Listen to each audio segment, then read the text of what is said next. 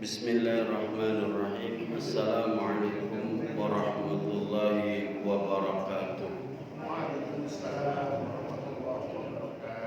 Alhamdulillahi rabbil alamin wa bihi nasta'inu ala umurid dunya waddin. Wassalatu wassalamu ala asrafil anbiya'i wal mursalin nabiyyina Muhammadin wa ala alihi wa ashabihi wa man tabi'ahum bi ihsanin ila yaumiddin. Subhanaka la ilma lana illa ma 'allamtana innaka antal alimul hakim. Qala Allah ta'ala ya ayyuhalladzina amanu taqullaha haqqa tuqatih wa la tamutunna illa wa antum muslimun. Wa qala Rasulullah sallallahu alaihi wasallam fa inna asdaqal hadithi kitabullah wa khairal hadi hadyu Muhammadin sallallahu alaihi wasallam wa syarrul umuri muhdatsatuha fa inna kulla muhdatsatin bid'ah wa kulla bid'atin dhalalah wa kulla dhalalatin finnar. Ma'asyiral muslimin rahimani wa rahimakumullah. Para bapak, ibu serta saudara sekalian jamaah Masjid Nurul Islam yang mudah-mudahan dirahmati oleh Allah. Alhamdulillah, mari kita bersyukur kepada Allah pada kesempatan pagi hari ini kita masih dikaruniai oleh Allah nikmat sehat, nikmat iman, sehingga dengan dua nikmat ini kita bisa hadir atas izin Allah di rumah Allah ini untuk melaksanakan sholat subuh berjamaah, dan kita lanjutkan dengan thalabul ilm, tadabbur Al-Quran. Maka para jamaah, kita berharap kepada Allah mudah-mudahan pertemuan kita pada pagi hari ini mendapatkan ridha, barakah dan ilmu yang bermanfaat, serta Allah berkenan menerima amal saleh kita. Amin ya rabbal alamin. Jamaah yang dimuliakan oleh Allah, seperti biasa pagi hari ini kita akan membahas tentang tadabbur Al-Quran, yang untuk episode ini kita akan membahas tema tentang tadabbur surat Al-Falaq. Surat Al-Falaq. Al-Falaq artinya waktu subuh. Ya, Al-Falaq bisa dimaknai subuh, waktu subuh. Nanti dijelaskan makna Al-Falaq yang lainnya. Sekarang kita terjemahkan dulu. A'udzubillahi minasyaitonirrajim. Hamba berlindung kepadamu ya Allah dari godaan syaitan yang terkutuk. Bismillahirrahmanirrahim. Dengan namamu ya Allah yang maha pengasih lagi maha penyayang. Qul a'udzu birabbil falaq. Katakan hai Nabi Muhammad, a'udzu, aku berlindung kepada siapa? Birabbil falaq, kepada Allah yang menguasai, menciptakan, mengendalikan al-falaq, waktu subuh. Jadi yang pertama, pernyataan bahwa kita diperintah oleh Allah, Nabi Muhammad termasuk kita hari ini diperintah oleh Allah untuk berlindung kepada Allah, kepada Allah yang menguasai waktu subuh. Min syarri ma khalaq, berlindung dari apa? Dari semua kejahatan makhluk-makhluk yang telah diciptakan oleh Allah sang penguasa subuh tadi. Jadi berlindung dari kejahatan semua makhluk. Semua makhluk ini berpotensi berbuat baik, berpotensi berbuat jahat. baik manusia maupun jin, baik orang lain maupun diri kita bisa berpotensi berbuat jahat, kecuali malaikat. Nah, malaikat selalu berbuat baik karena tunduk kepada Allah.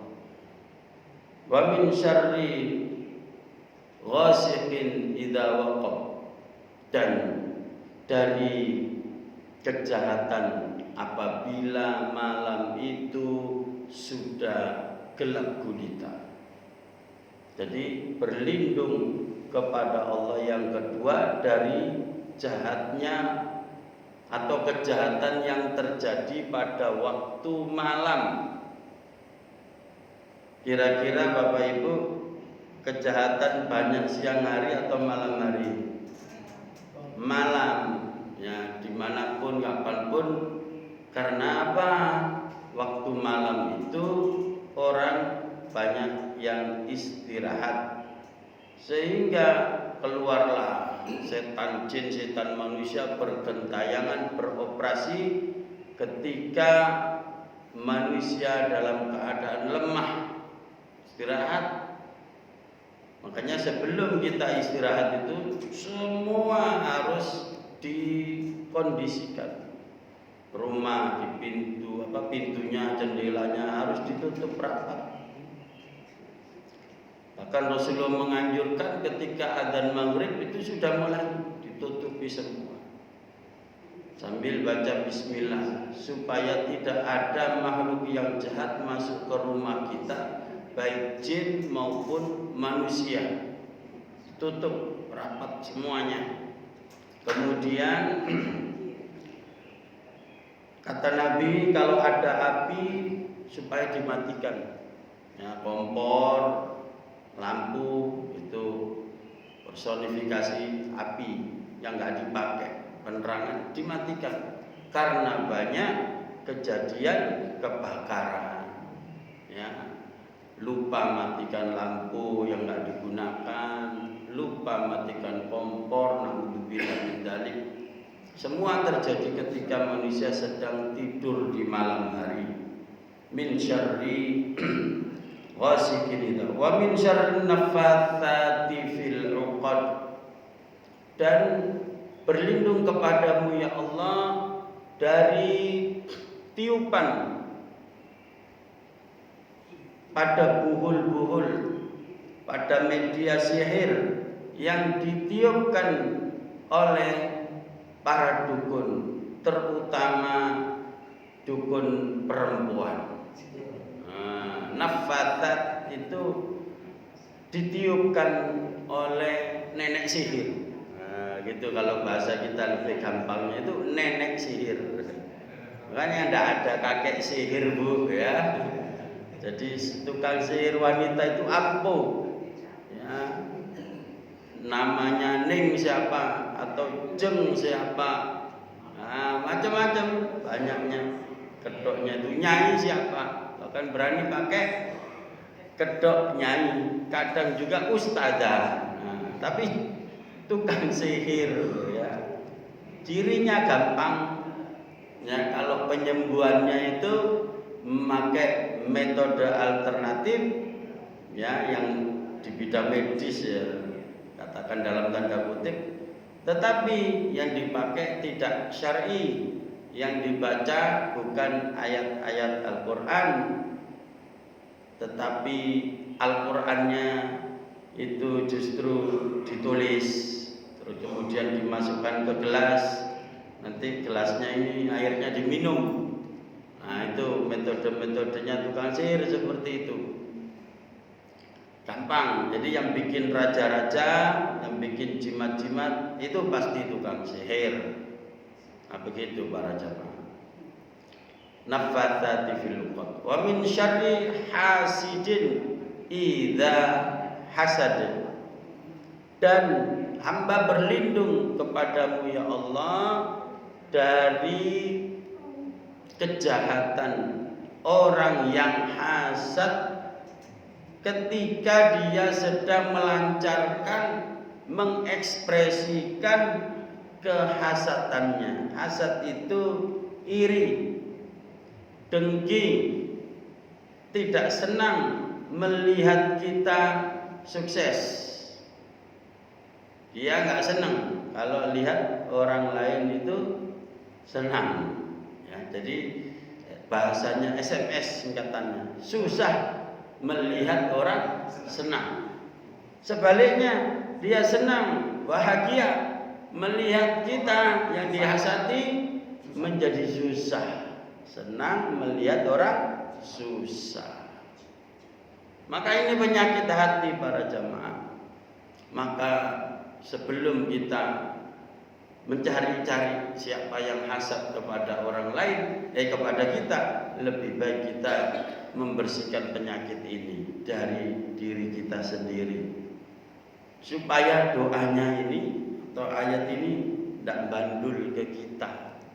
Ya, kita melihat dari jauh orang itu hasad sama saya. Jangan-jangan kita yang hasad sama orang. Cirinya gampang untuk mendeteksi kita itu punya sifat hasad atau enggak. Kita enggan memberi selamat ketika ada teman, tetangga, saudara atau orang lain yang dia sukses, bahagia. Malas gitu. Diundang temannya mantu gitu, males, sibuk gitu. Padahal nggak ada udzur, nggak mau datang. Jangan-jangan ada hasad. Usut punya usut, kenapa kok nggak datang kamu? Itu si fulan mantu itu. Oh, ternyata apa sebabnya? Dia mau jodohkan anaknya dengan anaknya si fulan itu. Akhirnya ditolak, nggak mau.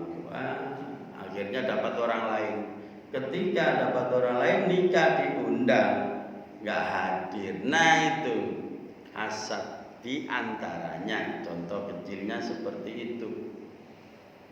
Yang kedua, ketika kita ini bahagia melihat orang yang kita benci, yang kita sebelin, apalagi yang suka memfitnah kita, sakit, kecelakaan, terus mati, syukur, alhamdulillah. Berkurang musuh saya. Nah, gitu para jamaah. Padahal itu bukan adab Islam, ya. Ketika kita melihat saudara kita tertimpa musibah, maka kita ikut berduka, ya. Makanya kalau ada yang meninggal dunia, termasuk kewajiban kita untuk menghibur anggota keluarganya, bawain makanan, datang ke situ, kemudian dihibur, dinasehati dan seterusnya. Jamaah yang dimuliakan oleh Allah, mari kita jelaskan beberapa hadis yang berkaitan dengan ini. Di antara makna al-falak yaitu sebuah penjara di dalam neraka jahanam yang pintunya dibuka, maka semua penghuni neraka menjerit kepanasan. Kemudian dalam riwayat Abu Hurairah radhiyallahu anhu, Nabi sallallahu alaihi wasallam bersabda, al-falak jubbun fil jahannam mughatta.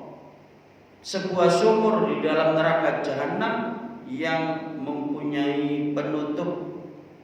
Nah, ini saya bacakan dari tafsir Quranul Azim, yaitu tafsir yang ditulis oleh yang biasa kita kenal itu Ibnu Katsir. Jadi biasa ditulis disebut tafsir Ibnu Katsir. Min syarri ma khalaq, yaitu kejahatan semua makhluk. Imam Hasan Basri mengatakan bahwa jahanam, iblis dan keturunannya termasuk makhluk yang diciptakan oleh Allah Ta'ala. Jadi berlindung kepada Allah dari semua makhluk itu menurut Hasan Basri adalah berlindung dari neraka jahanam, karena neraka jahanam itu diciptakan oleh Allah. Begitu pula iblis, setan, jin, rajanya yaitu iblis, dan keturunannya dan anak buahnya setan dari kalangan jin. Wa min syarri ghasikin idza waqab. Mujahid mengatakan bahwa makna yang dimaksud ialah bila matahari telah tenggelam. Kemudian Qatadah mengatakan bahwa makna yang dimaksud adalah malam hari apabila datang kegelapan. Jadi pada waktu wasikin idza waqab bukan sekedar malam, tetapi malam yang paling gelap. Malam yang paling gelap. Ya kira-kira tengah malam, jam 12 malam gitu ya. Karena kalau semakin ke sini setelah jam 12 semakin mendekati subuh lah, semakin terang. Jadi tengah malam. Kemudian selanjutnya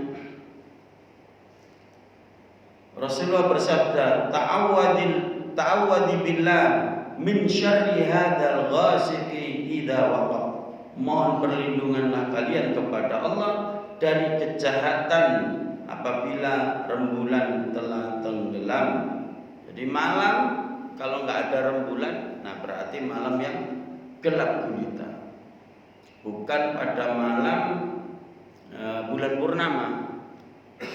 Kalau di film-film horor itu apa ya?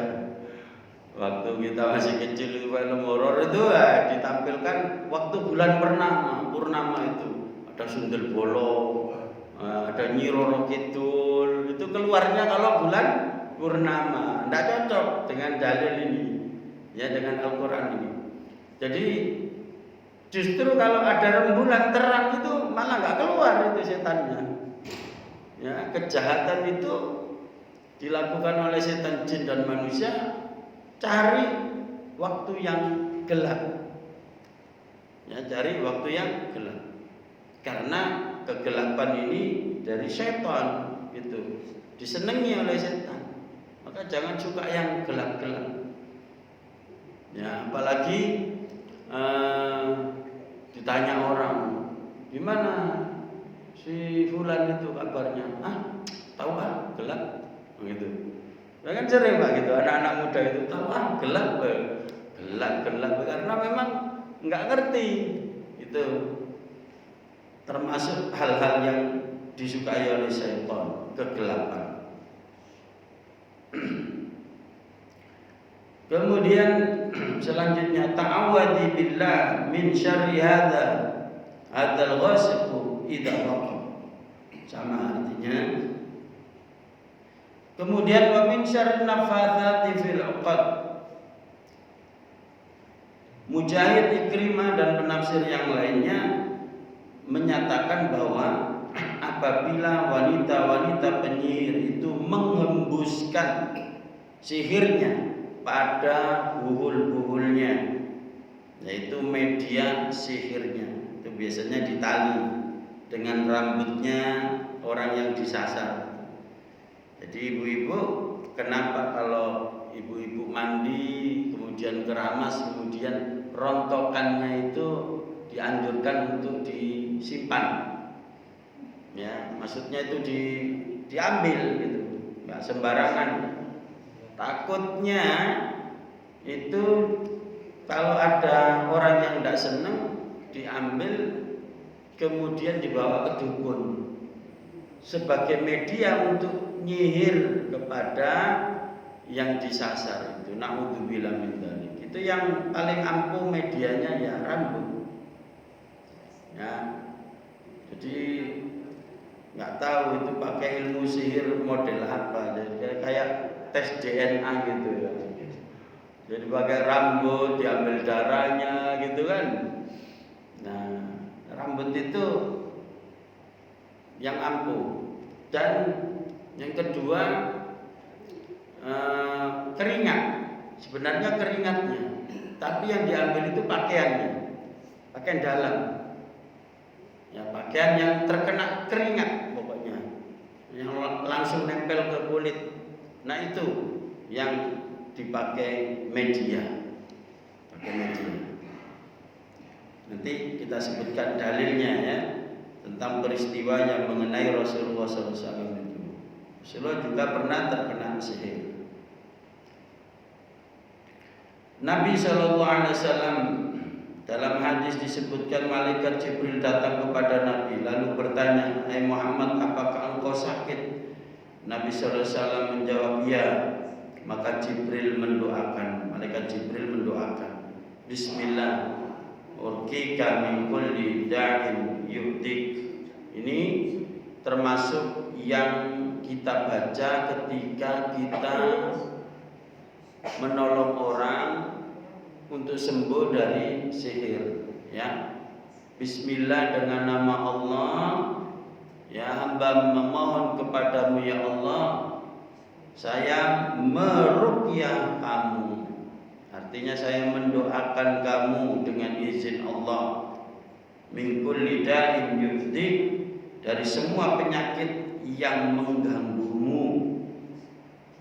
Kemudian wa min syarri kulli hasidin wa ainin, dan dari semua gangguan orang yang dengki, yang hasad, dan juga dari penyakit ain yang disebabkan oleh tatapan mata orang yang iri atau sebaliknya yang kagum.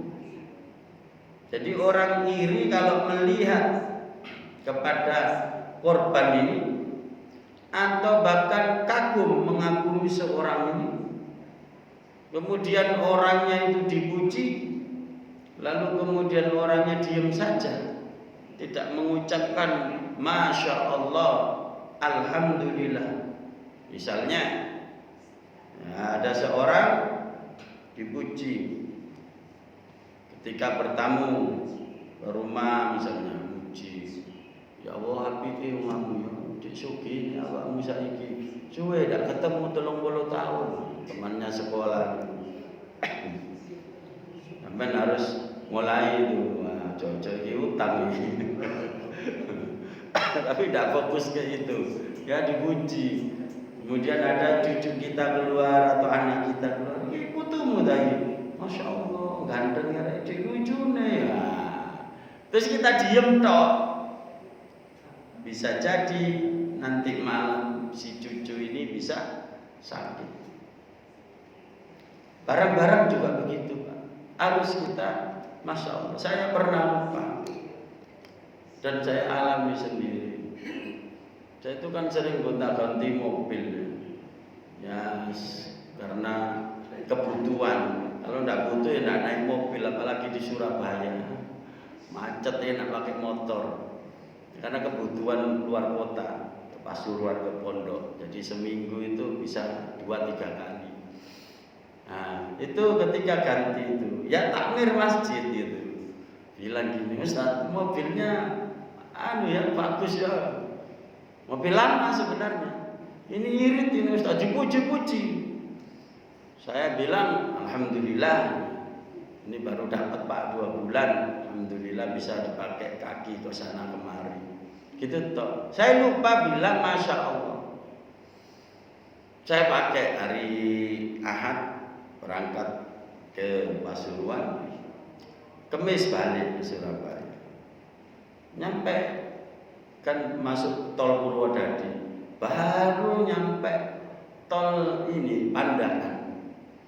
Ya Allah, kok kebul-ngebul ini apa?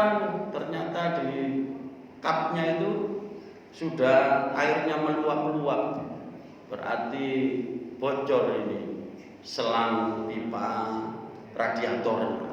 Saya lihat, ya Allah, bocor. Udah, ternyata sudah kemana-mana, mesinnya kena, harus diderek sampai sore, ya, baru. Jadi itu pagi, sore nunggu derek baru datang. Ya gara-gara itu tidak mengucapkan Masya Allah, sehingga ada saja caranya Allah bikin ini mobil jadi sakit, gitu. Ya biasanya saya kontrol semuanya, tapi pada hari itu saya baru teringat, oh beberapa waktu yang lalu ini dipuji-puji. Maka Bapak Ibu memuji orang itu ya baik, ya, tetapi kadang bisa jadi madorot bagi orang itu kalau orangnya lupa mengucapkan Masya Allah. bisa terkena ain. Ain itu penyakit yang disebabkan oleh tatapan mata orang yang kagum, ya, atau orang yang hasad, sebaliknya yang hasad. Makanya di sini disebutkan oleh doanya malaikat Jibril, aku berlindung kepada Allah, atau aku mendoakan kepadamu, kepada Allah minta perlindungan min syarri kulli hasad, dari semua orang yang hasad, wa ainin, dan pandangan mata yang jahat. Allahumma yashfi, semoga Allah menyembuhkan. Jadi ini doa yang dibaca malaikat Jibril kepada Rasulullah SAW.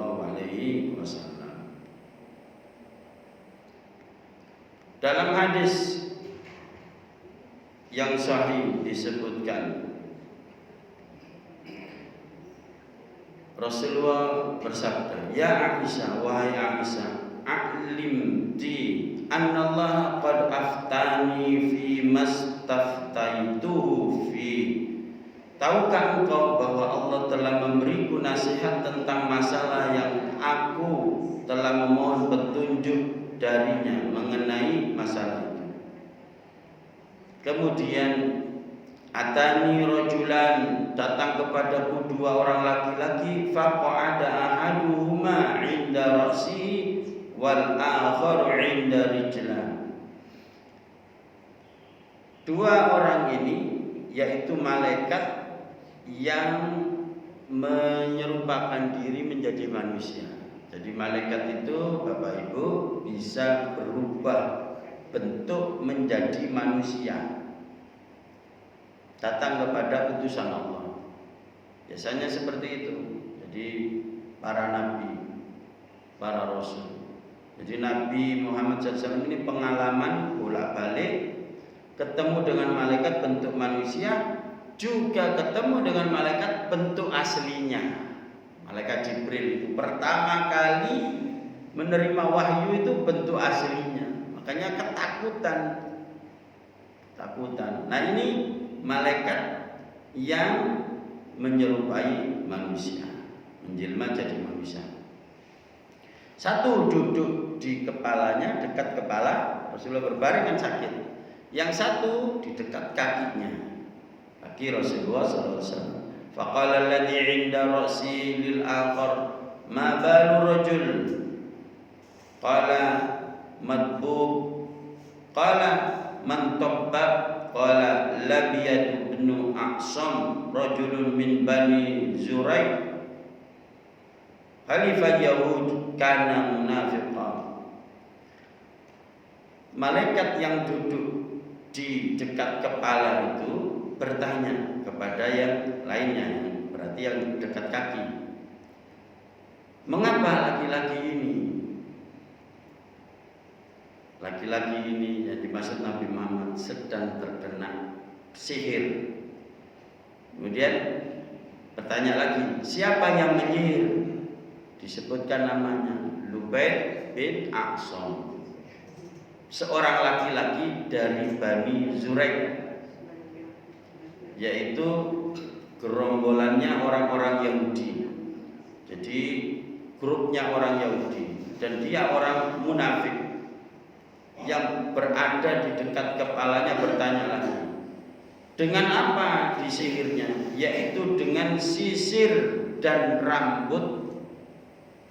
Jadi melalui sisirnya dan rambut Nabi SAW. Makanya ibu-ibu tadi, ya, kalau rontok rambutnya juga bapak-bapak semua yang berpotensi, ya, kena sihir itu. Rambut jangan dibuang sembarangan. Kalau perlu dibakar, ya. Orang yang berada di dekat kepala bertanya, ditaruh di mana sihirnya? Di dalam pokok kurma jantan, di bawah sebuah batu, di dalam sumur Zarwan atau Zirwan. Kemudian Nabi mendatangi sumur itu. Hadhil bi'ru allati urituha wa ka'anna ma'aha Ini sumur yang diperlihatkan kepadaku dalam mimpi, yang airnya seakan-akan seperti warna pacar yang merah itu, dan pohon-pohon kurmanya seakan-akan seperti kepala-kepala setan. Para jamaah, kalau orang itu terkena sihir, cirinya kalau dia itu mimpi buruk, itu diantaranya mimpi buruk. Rasulullah diimpikan waktu sakit itu sumur ini. Cuma letaknya di mana belum tahu sebelum datang malaikat ini. Ini tandanya Rasulullah itu tidak tahu yang gaib kalau tidak diberitahu oleh Allah. Nah, setelah diberitahu oleh Allah melalui dua malaikat ini, utusan Allah ini, barulah tahu cocok loh, iya, seperti dalam mimpi saya. Terus Aisyah diajak ke sumur itu. Lah ini sumurnya. Nah ini sumurnya. Sesuai dengan mimpi saya. Dalam mimpi itu saya diperlihatkan ada pohon kurma yang buahnya atau yang bijinya itu seperti merah seperti pacar. Ya, dan di situ banyak kepala setan, Nah begitu.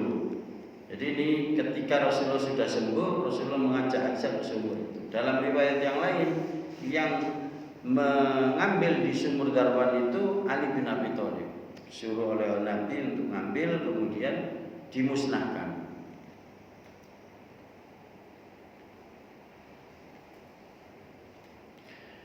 Kemudian benda itu dikeluarkan dan dikatakan pada beliau, tidakkah engkau membalikannya? Rasulullah pun menjawab, amallahu faqad syafani wa aqrahu an uthira ala ahadin minan nasyar.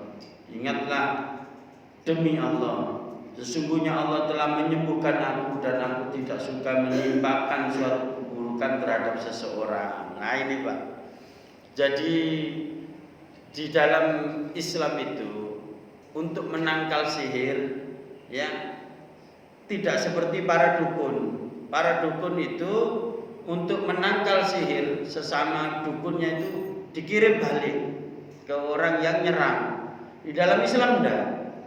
Seperti Rasulullah ketika ditanya, kenapa kok enggak dikirim balik ya Rasulullah? Enggak, saya sudah sembuh, disembuhkan oleh Allah, dan saya tidak ingin menyakiti orang lain. Artinya apa? Maafkan orang yang telah menyakiti kita, termasuk yang menyihir.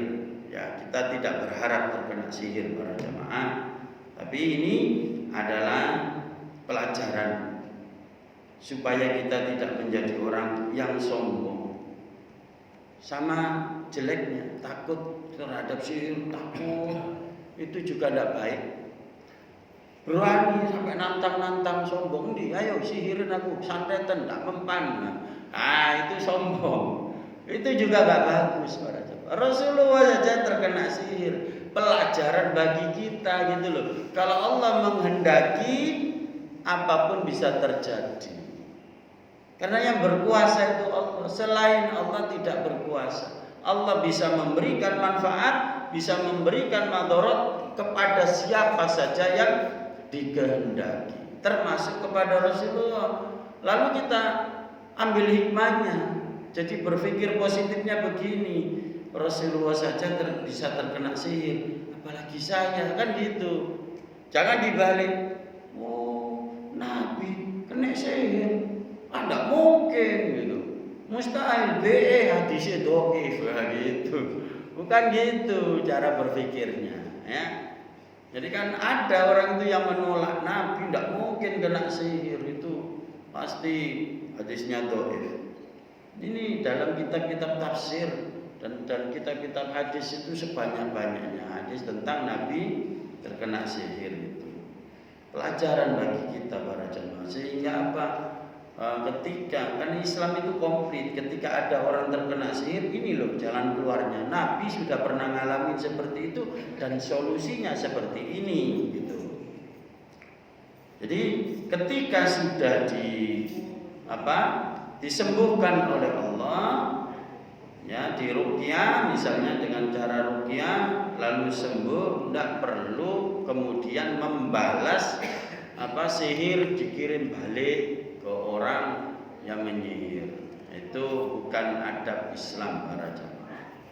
Ya, sampai di sini dulu pelajaran kita tentang tadabbur surat Al-Falaq. Saya kira keterangannya saya cukupkan sampai di sini, dan sebelum diakhiri barangkali ada yang perlu ditanyakan, monggo silakan Bapak Ibu.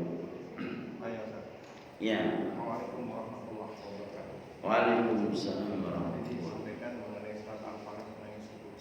Apakah ada kaitannya dengan tanda-tanda kiamat yang katanya nanti sampai subuh? Ada Tanda-tanda kiamatnya? Ya, katanya ada yang menyampaikan di subuh nanti gas akan gelap sampai siang. Oh iya, para jamaah yang dirahmati oleh Allah. Jadi surat Al-Falaq ini termasuk surat Muawwidzatain, ya, surat perlindungan. Pada pertemuan yang lalu sudah saya jelaskan tentang keistimewaan surat ini. Nah, sekarang baru kita bahas tafsirnya. Insya Allah ke depan kita bahas surat An-Nas. Jadi urut ya, Al-Ikhlas, Al-Falaq, An-Nas. 3 surat ini yang sering kita amalkan pagi, sore dan lain sebagainya. Pertanyaan yang bagus yaitu apa ada kaitannya dengan hari kiamat yang terjadi dunia itu gelap, bukan hanya subuh, Pak. Jadi dalam hadis-hadis yang sahih, terutama hadis tentang fitnah akhir zaman, nanti menjelang hari kiamat itu ada dukhon, ada kabut yang menyelimuti bumi ini, sehingga matahari ada tapi tidak bisa nembus sinarnya itu sampai ke bumi. Saking dahsyatnya dukhon, kabut itu. Kita kalau berkendara misalnya mau ke puncak, ke gunung gitu ya Bapak Ibu, itu kemudian ada kabut. Nah, kita nyalakan apa? Lampu kabut ya. Ya. Diharapkan bisa nembus, tidak bisa maksimal. Apalagi lampu utama yang warnanya putih itu yang biasa.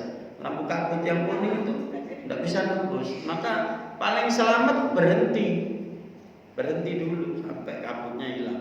Itu baru kabut hanya beberapa meter. Ini seluruh bumi yang bulat ini diselimuti kabut. Ada apa kok bisa ada kabut seperti itu?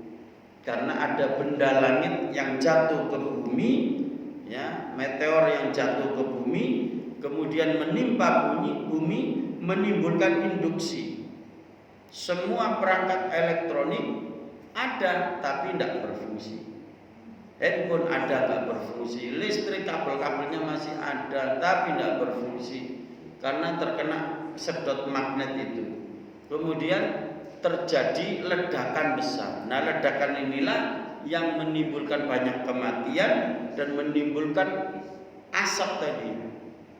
Jadi bukan 1-2 yang jatuh ke bumi itu. Itulah yang disebut sebagai dukhon oleh Rasulullah SAW. Selama dalam riwayat hadis itu selama 40 hari bumi itu diselimuti oleh kabut hitam kat itu. Makanya Rasulullah menyarankan di akhir zaman itu orang-orang disuruh pergi ke mana, bikin rumah di bukit atau di gunung-gunung. Kenapa? Karena di sana masih ada sumber mata air, sumur yang ditimba atau sumber langsung yang dangkal, bukan sumur bor, ya, tapi sumur yang dangkal yang bisa diciduk, ditimba langsung. Kemudian bikin peternakan domba, kemudian menanam padi atau gandum. Nah, Nah, di mana? Ya di gunung, di lereng-lereng gunung. Itu perintah Nabi Shallallahu Alaihi Wasallam ketika menjelang hari kiamat sebelum adanya dukhon itu. Kapan itu terjadi? Wallahu a'lam. Ya. Karena tanda-tanda itu tanda-tanda besar. Tanda-tanda kecilnya belum komplit, masih banyak, masih ratusan belum terjadi. Ya, di antara tanda kecilnya itu orang Islam memberi salam kepada sesamanya itu dipilih. Jadi yang dia kenal saja, orang Islam yang dia kenal. Tapi orang Islam yang lain yang tidak dikenal nggak diberi salam. Bahkan diberi salam kadang nggak dijawab. Nah itu. Jadi itu tanda-tanda kecil. Nah yang ditanyakan tadi itu tanda-tanda besar. Tanda-tanda besar. Sampai nanti keluarnya Dajjal. Itu belum keluar itu Dajjal. Ini sampai keluarnya Dajjal. Terus matahari terbit dari barat. Itu tanda-tanda besarnya. Munculnya Imam Mahdi. Ada 10 tanda-tanda besar hari kiamat itu. Jadi jamaah yang dimuliakan oleh Allah, kita tidak berharap ketemu hari kiamat. Dan insyaallah kita tidak mungkin ketemu hari kiamat karena masih jauh. Saya bukan tipe ustadz yang suka meden-meden. Kiamat sudah dekat. Ini sudah akhir zaman. Tidak gitu. Karena ada juga ustadz yang modus. Cerita tentang akhir zaman, modusnya ujung-ujungnya jualan kaplingan tanah di bukit, ya, bikin perumahan. Ini anjuran Rasulullah di akhir zaman. Ayo kita melihara domba, bikin rumah-rumah di bukit. Nah, masih jauh kiamat itu masih jauh. Kiamat kubro. Kalau kiamat kecil ya tiap hari mengancam kita. Kapan saja kita bisa potensi kiamat kecil. Apa itu Pak? Kematian, meninggalnya masing-masing kita itu. Justru itu yang lebih dikhawatirkan daripada mikirin kiamat yang kubro. Insya Allah kita tidak ketemu. Ya. Jadi itu saya ada memang Pak. Kalau menyampaikan tanda-tanda kiamat itu kalau keliru bikin jamaah takut.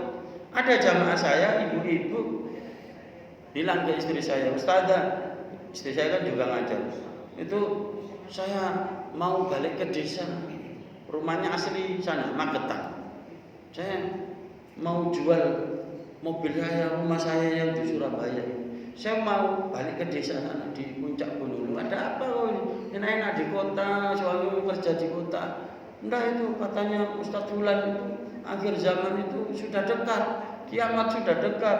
Dianjurkan oleh Rasulullah punya rumah itu di pegunungan, di bukit, di gunung. Nanti aman dari fitnah Dajjal, fitnahnya dukhon dan lain sebagainya. Nah gitu. Sehingga dijual, Pak. Dijual. Terus sama istri saya dinasihati, tidak perlu ke sana. Ini di sini aja kamu bisa tolakul ilm. Kalau kamu di sana nanti gimana? Ngajinya gimana, nanti komunitasnya balik lagi nanti seperti yang dulu karena sudah hijrah kan. Nah para jamaah yang dirahmati oleh Allah, jadi kembali lagi benar Pak, jadi termasuk tanda kiamat itu adalah bumi gelap gulita, bukan hanya subuh, dan itu tidak ada kaitannya dengan surat Al-Falaq ini. Nah, kalau surat Al-Falaq ini dari yang seharian, kejahatan yang setiap hari di malam hari. Gitu Pak ya. Wallahu a'lam bishawab. Ada yang lain mungkin Ibu-ibu? Nggih, monggo.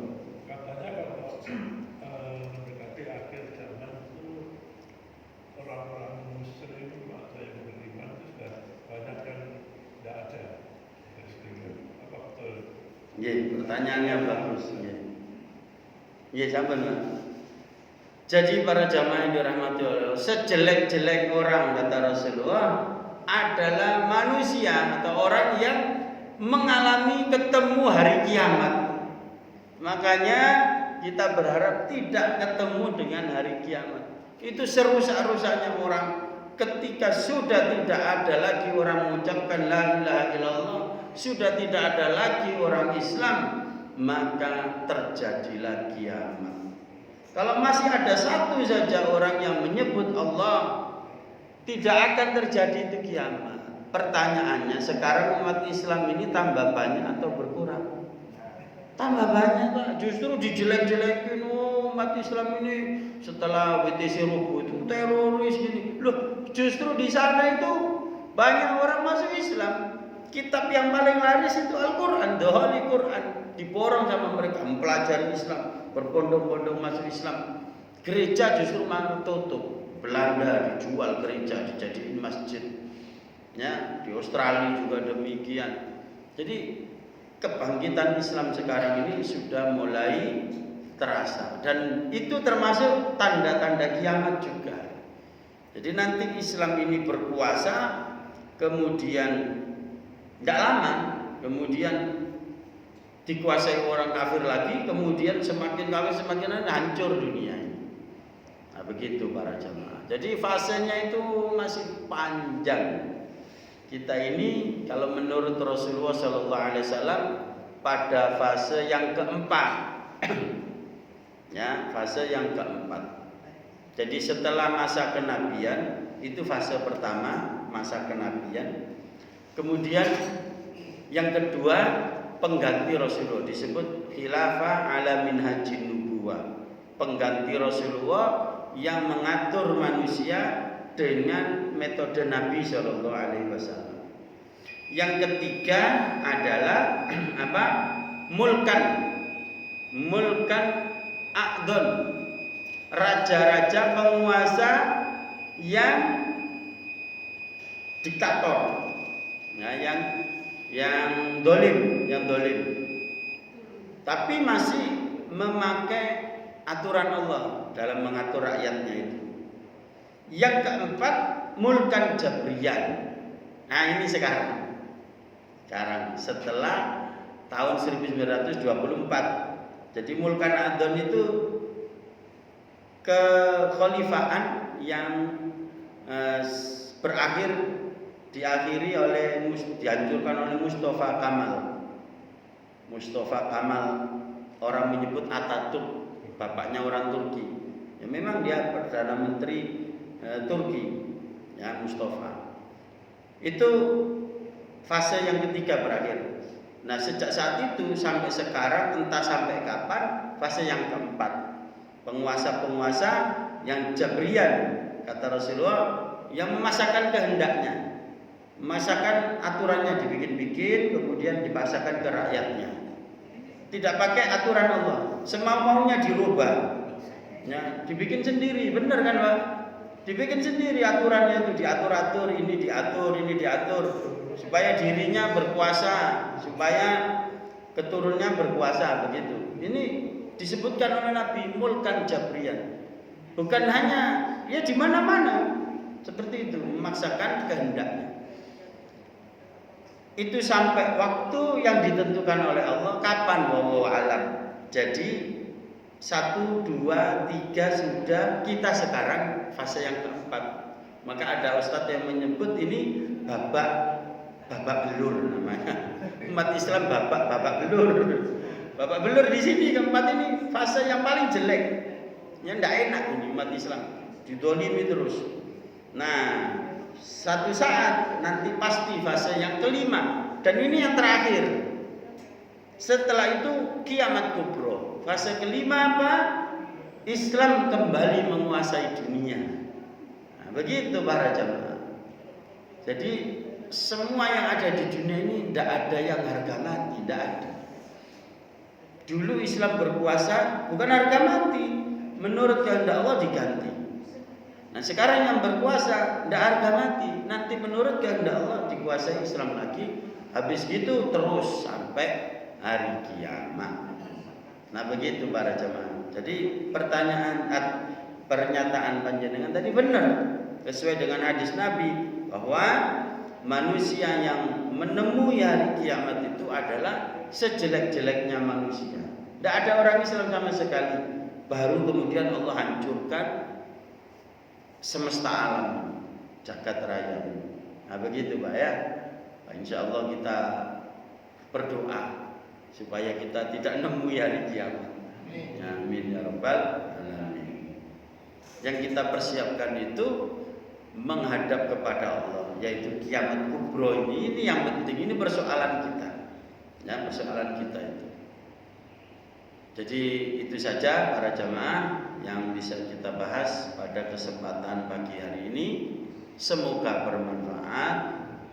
Kalau ada benarnya itu semata-mata datang dari Allah, tapi kalau ada kelirunya itu kesalahan saya sendiri dan khilaf saya sendiri. Saya mohon maaf dan mohon ampun kepada Allah. Dan mari kita tutup dengan kafaratul majelis supaya majelis ini dibersihkan oleh Allah dari segala dosa.